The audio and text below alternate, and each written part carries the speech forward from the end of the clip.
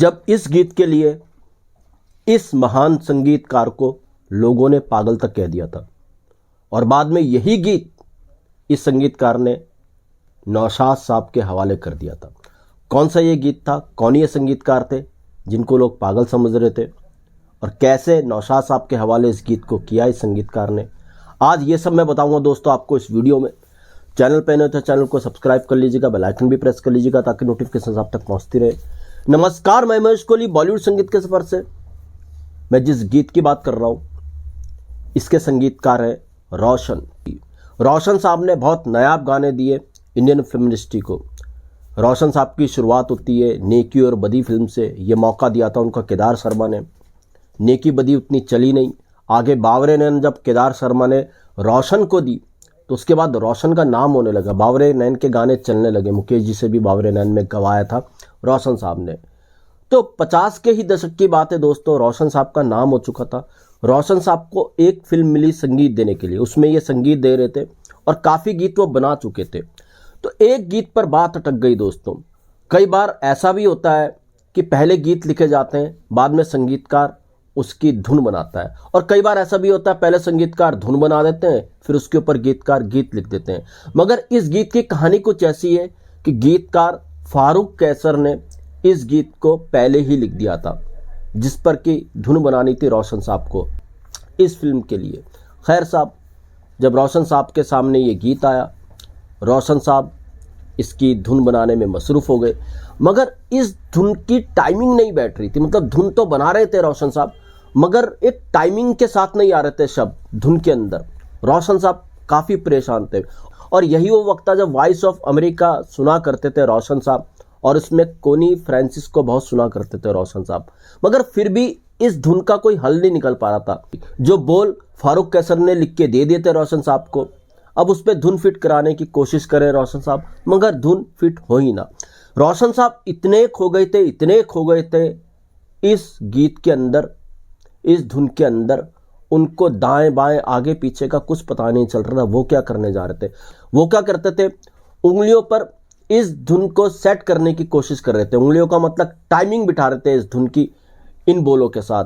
कभी वो इस तरह 1 2 3 4 करे, कभी गीत गाते गाते उंगलियों को इस तरह से करे ताकि टाइमिंग पे ये धुन आ जाए, मगर टाइमिंग पे नहीं आ रही थी। काफ़ी वक्त लग गया था रोशन साहब को टाइमिंग पे लाने के लिए इस धुन को। खैर साहब, रोशन साहब ये सब किए जा रहे थे। रोशन साहब जब ये करते थे, जैसा मैंने कहा, आगे पीछे उनको कुछ याद नहीं था, नहीं देख रहे थे, पीछे नहीं देख रहे थे, ऊपर नीचे कुछ नहीं देख रहे थे, उनको सिर्फ धुन से मतलब था। धुन में पूरी तरह से रोशन साहब डूब गए थे धुन बनाने में, मगर फिर भी धुन बैठ नहीं रही थी। तो रोशन साहब उंगलियों को काउंट करते हुए, उंगलियों पे काउंटिंग करते हुए, कभी सीढ़ियों के जरिए बालकनी जाते, कभी बालकनी से नीचे आते। ये सब करता देख लोग उनको देख रहे थे और कई लोगों को तो हंसी तक आ गई थी। ये रोशन कर क्या रहे हैं, लोगों को पता था ये संगीतकार है, मगर जिस तरह से रोशन व्यवहार कर रहे थे इस धुन बनाने के लिए, अपना अलग तरीके का उनका व्यवहार बना लिया था। उंगलियों पर जिस तरह से वो काउंट कर रहे थे, अब ये तो संगीतकार थे, उनको तो पता था धुन को कैसे बनाया जाता है, कैसे बोलों को धुन पे बिठाया जाता है, ये सब रोशन साहब को पता था। मगर दुनिया को क्या पता साहब, दुनिया तो जो रोशन साहब कर रहे थे उनको पागल ही नजर आ रहे थे। तो रोशन साहब कभी बालकनी, कभी सीढ़ियों से नीचे, कभी ऊपर, ये सब चल रहा था और टाइमिंग फिक्स करने में लगे हुए थे रोशन साहब। 1 2 3 4 1 2 ऐसा कुछ कर रहे थे इस धुन को बोल के साथ बिठाने में। खैर साहब, सब लोग तो रोशन साहब को पागल ही समझ रहे थे, हंसते भी थे उनके ऊपर। तो एक बार जब बालकनी में वो इस धुन को बना रहे थे, इस धुन को फिट कर रहे थे बोलों के साथ, तो लोग उनको देख रहे थे और हंस रहे थे। अब ऐसे हालात में धुन बनाते हुए उनके बेटे राकेश रोशन ने उनको देख लिया था।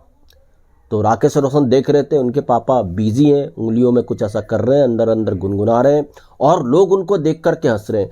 ये राकेश रोशन को बहुत बुरा लगा। तो राकेश रोशन ने बुलाया बालकनी से अपने पापा को कि पापा ये क्या कर रहे हैं आप, लोग आपको देख रहे हैं और आप बालकनी में इस तरह की हरकतें कर रहे हैं, लोग हंस रहे हैं, ऐसा क्यों कर रहे हो आप, मत कीजिए ऐसा, नीचे आ जाइए। खैर साहब, रोशन साहब नीचे आ गए। उन्होंने राकेश रोशन को ये जवाब दिया कि बेटा, दुनिया क्या सोचती है मुझे इससे नहीं लेना देना, मुझे अपने काम से मतलब है। दुनिया वाले क्या सोचते हैं, अगर मैं भी ये सोचूं तो फिर दुनिया क्या सोचेगी, सोचने दो ना यार दुनिया को। मैं क्यों सोचूं दुनिया के बारे में, मुझे अपना काम करना है, मुझे अपने काम से मतलब है। ऐसा रोशन साहब ने राकेश रोशन को समझाया कि उनको संगीत देना है, उनको धुन बनानी है और उसमें वो मसरूफ़ है। अब दुनिया जो कहती है वो कहते रहे। खैर साहब किसी तरीके से ये धुन फिट हुई बोलों के साथ और ये धुन कामयाब धुन बनी। अब इसकी रिकॉर्डिंग की बारी आई। इसको रिकॉर्ड जिस स्टूडियो में होना था, जी हाँ, उस स्टूडियो में नौशाद साहब का काफ़ी आना जाना था। नौशाद साहब रेगुलर उस स्टूडियो में आया जाया करते थे। अब ये साहब जो धुन बनाई गई थी फिल्म की एक सिचुएशन पे बनाई गई थी। एक रेडियो स्टेशन के अंदर जो एक्ट्रेस है, हीरोइन है, वो इस गीत को गा रही है। तो लता जी ने इस गीत को गाना था। लता जी को रिकॉर्डिंग के लिए बुलाया गया उस स्टूडियो में। तो उस वक्त पे नौशाद साहब भी उस रिकॉर्डिंग स्टूडियो में मौजूद थे। नौशाद साहब बहुत बड़ा कद थे, बहुत बड़ा नाम थे। रोशन साहब उनकी इज्जत किया करते थे। देखिए रोशन साहब की भी महानता और नौशाद साहब की महानता, कितने महान लोग हुआ करते थे उस समय। तो रोशन साहब जब धुन इतनी मुश्किल से बना करके लाए और बहुत प्यारी धुन बनी थी, लता जी को बुलाया गया। रोशन साहब ने देखा स्टूडियो में तो नौशाद साहब मौजूद हैं। तो उन्होंने नौशाद साहब से गुजारिश की, रिक्वेस्ट की कि आप एक काम कीजिए, मेरी इस धुन को रिकॉर्ड आप ही करवा दीजिए, आप इस धुन को रिकॉर्ड करवाइए। इस तरीके से रोशन ने अपना ये नायाब गीत नौशाद साहब के हवाले कर दिया और नौशाद साहब ने फिर इस गीत को लता जी की आवाज़ में रिकॉर्ड करवाया, म्यूजिशियन से काम लिया इस गीत के अंदर। जबकि धुन थी रोशन साहब की, संगीत था रोशन साहब का।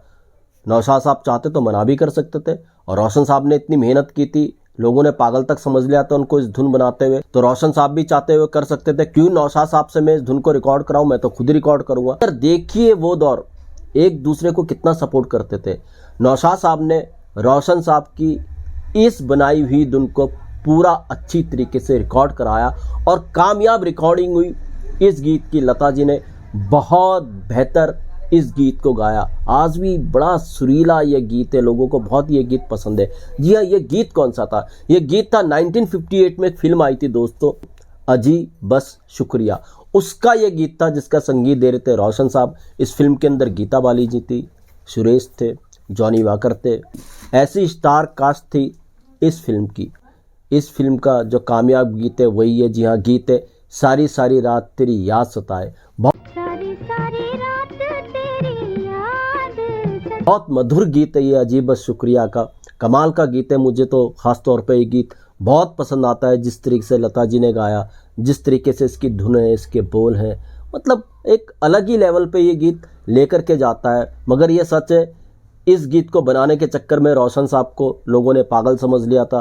राकेश रोशन भी आपत्ति कर रहे थे, पापा आप ये हरकतें क्या कर रहे हो। मगर रोशन साहब को देखिए, इस धुन को टाइमिंग पर लाकर ही उन्होंने छोड़ा और कामयाब एक गीत बनाया, लता जी से गवाया। और सबसे बड़ी बात, रिकॉर्डिंग स्टूडियो में नौशाद साहब को देकर उन्होंने अपना गीत नौशाद साहब के हवाले कर दिया और फिर नौशाद साहब ने इस गीत को रिकॉर्ड किया। तो दोस्तों ऐसे भी किस्से में आपके लिए लेकर के आता रहूँगा मैं। इसको लिख दीजिएगा इजाज़त। Good bye, good luck and take care.